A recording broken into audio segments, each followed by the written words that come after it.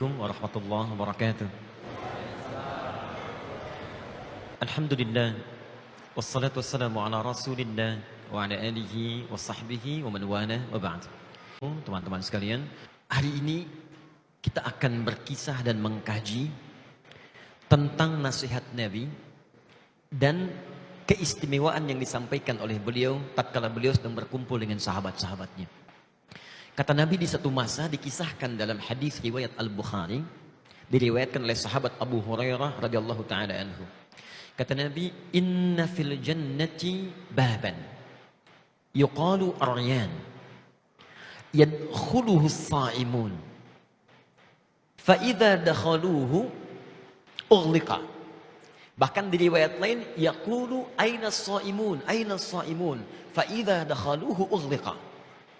Kata Nabi, sungguh di surga nanti akan ada satu pintu yang dikhususkan bagi orang-orang yang senang puasa saja.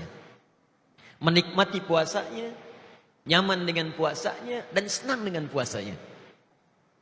Pintu itu disebut dengan nama Ar-Rayyan. Ya, pintu itu disebut dengan nama Ar-Rayyan.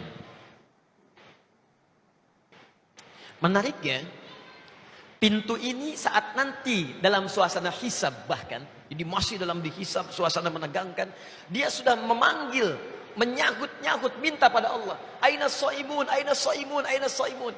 Mana orang yang biasa puasa, mana yang senang puasa saat di dunia. Cepat masuk, cepat masuk, cepat masuk.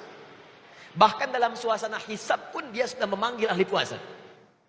Fa idza dakhaluhu, maka jika orang ahli puasa ini sudah masuk ke pintu surga Ar-Rayyan ini, ughliqa, maka seketika pintunya akan tertutup rapat. Jadi di bahasa Arab itu ada ghallaqa, ada aghlaqa, itu beda. Jadi kalau kalimatnya menggunakan ghallaqa, maka ditutupnya pelan-pelan. Sehingga seakan-akan ada jeda. Ngelihat lagi kanan kiri, tutup lagi, tutup lagi, tutup lagi, tutup. Tapi pintu Ar-Rayyan ketika ditutup kalimatnya tidak menggunakan ghallaqa, tapi aghlaqa. Kata Nabi, fa idza dakhaluhu ughliqat, kalau sudah masuk semua, pintunya menutup dengan cepat. Sehingga orang yang tidak pernah menjadi ahli puasa tidak punya kesempatan walau sekedar ngintip. Maka ini anugerah yang pertama yang diberikan melalui lisan Nabi SAW pada orang-orang yang senang berpuasa. Kata para ulama, kalimat shaimun di sini terbagi dua bagian. Satu adalah orang yang menikmati puasa Ramadannya. Dia nikmati dengan ibadah. Saat siangnya dia puasa, dalam puasa dia beristighfar, dalam puasa dia kerjakan amal soleh, dia rajin baca Quran, menikmati puasanya sampai dia berbuka. Sampai doanya pun disebut oleh Nabi dalam hadis riwayat Al-Bukhari, riwayat sahabat Abu Hurairah, doanya pun ketika memohon seketika dikabulkan. Thalathatun la turaddu da'watuhum, ada 3 golongan yang doanya mustahil ditolak oleh Allah. Satu, al-imamul adil, pemimpin yang adil. Yang kedua, as-shaima hatta yuftira, orang puasa sampai buka. Jadi saking benar puasanya dan menikmatinya, itu doanya setiap bermohon dikabulkan. Mohon dikabulkan. Yang ketiga, da'watul mazlum, doa orang yang terzalimi. Jadi ini yang pertama, orang yang sangat menikmati puasa Ramadannya itu nanti akan masuk ke surga melalui pintu ini. Yang kedua, ada yang disebutkan oleh para ulama, orang ini saking nikmatnya puasa Ramadan sehingga dia merasakan gelisah kalau nggak puasa. Akhirnya setelah Ramadan, dia terbiasa meningkatkan puasanya. Itulah yang dimaksud oleh pakar kalangan hadis, bahwa ada kelompok kedua yang masuk surga karena menikmati suasana puasanya. Bisa dipahami sampai di sini? Ada yang mau bertanya? Ikhwan, akhwan? Assalamualaikum Ustaz. Nama saya Vera Rahmi. Ada berapa pintu surga yang kalau tadi kan Ustadz jelaskan ada 1 pintu surga yang akan dimasuki oleh orang-orang yang berpuasa. Ada berapa pintu surga lagi Ustadz yang ada di surga yang kita bisa masuki, dan apakah ada orang yang bisa memasuki semua pintu surga tersebut? Masya Allah. Setidaknya dalam riwayat-riwayat yang sahih ada 8 pintu surga. 8 pintu surga yang dapat dimasuki. Yang 8 ini akan terkait dengan spesifikasi amalan hamba saat dia berada di dunia. Contoh, kata Nabi saat sedang berkumpul seperti ini, Nabi sampaikan ada orang-orang yang akan masuk surga dengan pintu puasa, disebut dengan Ar-Rayyan.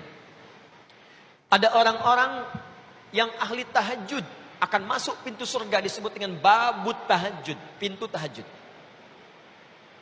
Ada orang-orang yang gemar bersedekah saat di dunia ini.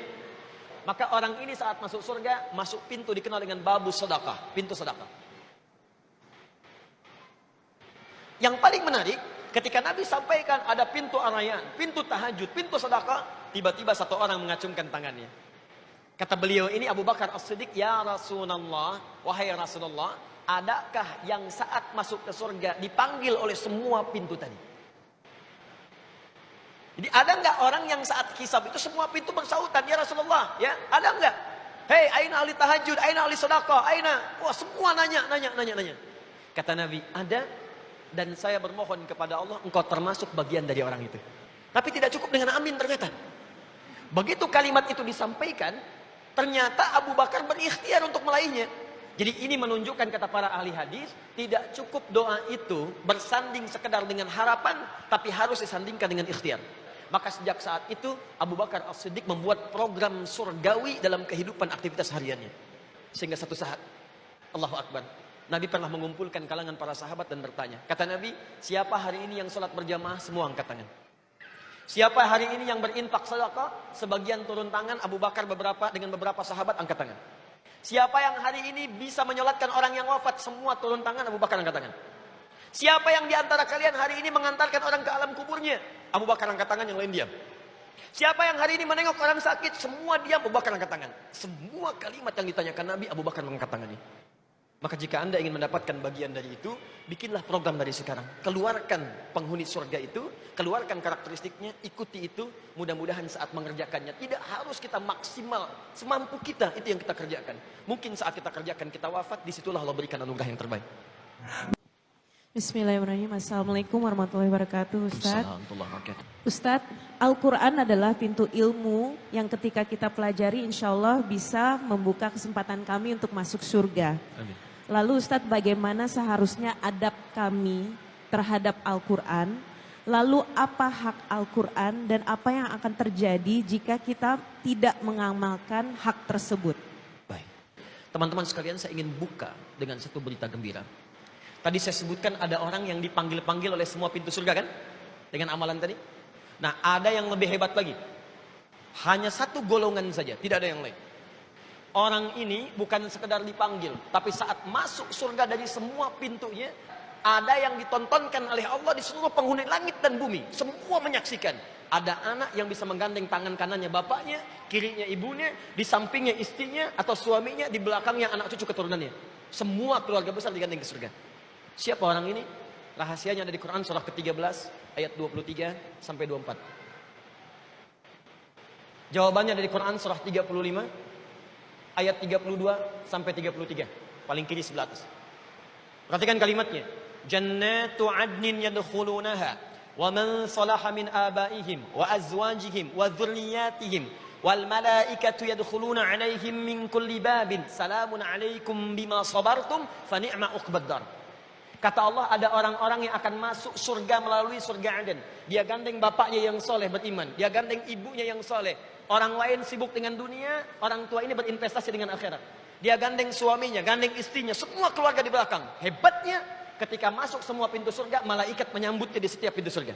Kata malaikat, salamun alaikum bima sabartum. Selamat ya kamu masuk ke sini, anak, karena sabar saat di dunia. Sabar saat lelah, sabar saat dicaci, sabar saat malas. Selamat Anda bisa masuk sini. Siapa orang-orang ini? Quran surah 35 ayat 32 sampai 33. Thumma awrasnal kitaba alladziina istafaina min ibadina. Kami wariskan Al-Quran kepada hamba-hamba pilihan kami. Ketika mereka dipilih oleh Allah dan mengamalkan Qurannya, maka jawabannya di ayat ke-33.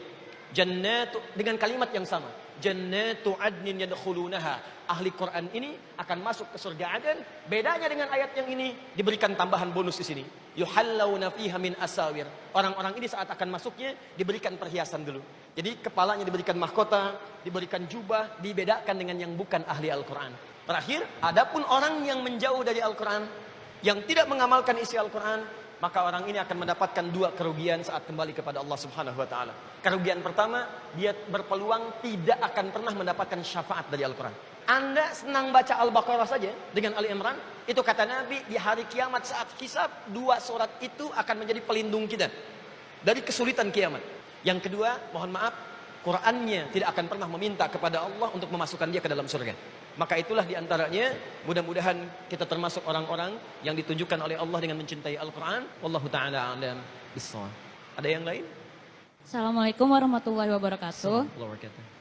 Ustaz, saya mau bertanya, apakah benar jika ada rasa sombong sedikit, walaupun sedikit, mengakibatkan kita gagal memasuki pintu surga manapun, Pak Ustaz? Bukan kita kali ya, orang lain saja lah ya. Baik, kita tidak berharap demikian. Barakallahu fiik. Baik, sombong itu penyakit iblis yang pertama. Dan itu yang mengeluarkan dia dari rahmat Allah. Quran surah kedua ayat 34. Ya, paling kiri di pertengahan, Quran surah kedua ayat 34. Kejadiannya terjadi di Quran surah ke-7 ayat ke-12 sampai 13. Ini makhluknya jin yang bermaksiat. Quran surah ke-18 ayat ke-50, paling kanan pertengahan. Lalu kemudian muncul hadis qudsi mengharamkan sifat sombong dalam kehidupan kita. Perhatikan baik-baik. Quran surah 2 ayat 34, kalimat sombong pertama di Quran. Wa idh qulna lil malaikati isjudu li adama fasajadu illa iblis. Ketika kami perintahkan kepada semua malaikat dan jin yang hadir pada saat itu, hormat kalian kepada Adam, sujud. Bukan sujud menyembah tapi hormat. Fasajadu, semua hormat sujud. Malaikat, jin taat, semua hormat. Illa iblis, kecuali iblis. Aba, dia enggan untuk sujud hormat, wastakbar, karena sombong. Aba wastakbar, karena sombongnya dia tidak mau hormat. Dari mana taunya sombong? Dijelaskan di Quran surah ke-7 ayat 12 sampai 13. Kata Allah, "Ma mana'aka alla tasjud id amartuk." Hei kamu, kenapa enggak mau sujud saat saya perintahkan? Bukan sujudnya yang penting, ini perintah saya. Kalau kalian enggak sujud, termasuk hamba enggak sujud, enggak sholat semuka langit dan bumi, tidak akan menurunkan status Allah sebagai Tuhan. Ini perintah saya, kata Allah. Kenapa kamu sombong di hadapan saya? Apa jawab iblis? Ana khairun minhu, khalaqtahu min narin wa khalaqtahu min tin. Ya, khalaqtani min narin wa khalaqtahu min tin. Engkau ciptakan saya dari api, kau ciptakan dia dari tanah. Tidak level yang tinggi, hormat kepada yang rendah. Sombong. Apa jawab Allah? Qala fakhruj. Keluar kamu. Tidak layak untuk engkau berbuat seperti itu.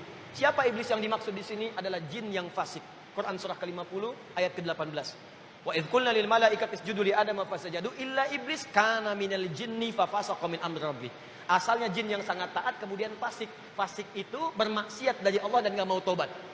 Bermaksiat dari Allah dan tidak mau tobat. Itu yang membedakan setan dengan manusia. Setan maksiat gak mau tobat. Manusia maksiat mau tobat. Jadi kalau ada manusia bermaksiat tidak mau tobat, patut diduga apakah dia manusia atau setan. Ini masalahnya. Paham ya? Baik, kalau sudah paham barangkali kami simpulkan bahwa saking sayangnya Allah, diberikan kita kesempatan untuk memasuki surga dengan ragam aktivitas yang biasa bisa kita pilih dan kerjakan. Ini menunjukkan betapa sayangnya Allah kepada kita, sehingga membuat semua alternatif dan menginginkan semua hambanya ke surga. Allahumma ja'alna ya Allah min ahlil jannah, taqabbal minna kulla a'malina. Ya Allah, jadikan kami termasuk ahli-ahli surga yang beraktivitas di bumi. Dan mohon ya Allah, mohon ya Allah, mohon ya Allah, jadikan kami termasuk hamba-hambamu yang menyenangi beramal soleh untuk menyiapkan pertemuan kami denganmu di akhirat kelak. Allahumma ja'alna ya Allah mimman yatasawwat fihi abwabul jannah yaumal qiyamah. Ya Allah, kami bermohon kepadamu, jadikan kami termasuk orang-orang yang dipanggil bersahutan oleh pintu-pintu surga. Kami merandukan pertemuan itu ya Rabbal Alamin. Waj'alna ya Allah min ahlil Qur'an alladzina yadkhuluna al-jannata yamsikuna aba'ahum wa ummahatihim wa dzurriyyatihim. Ya Allah, jadikan kami termasuk ahli Al-Quran yang mampu menggandeng tangan ibu kami, tangan ayah kami. Kami mohon ya Allah, ibu kami yang melahirkan kami, ayah kami yang merawat kami, keluarga kami tatap dalam kehidupan dunia. Jangan pisahkan kami dengan mereka di akhirat. Masukkan kami ke surga dengan perhiasan terbaik yang telah Engkau janjikan. Allahumma laqad da'awnaka kama amartana fa'ajib du'ana kama wa'adtana. Ya Allah, kami telah bermohon seperti apa yang telah Engkau perintahkan, maka mohon kabulkan seperti apa yang telah Engkau janjikan.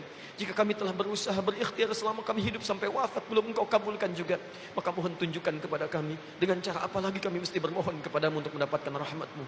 Bifadlika subhana rabbika rabbil izzati amma yasifun.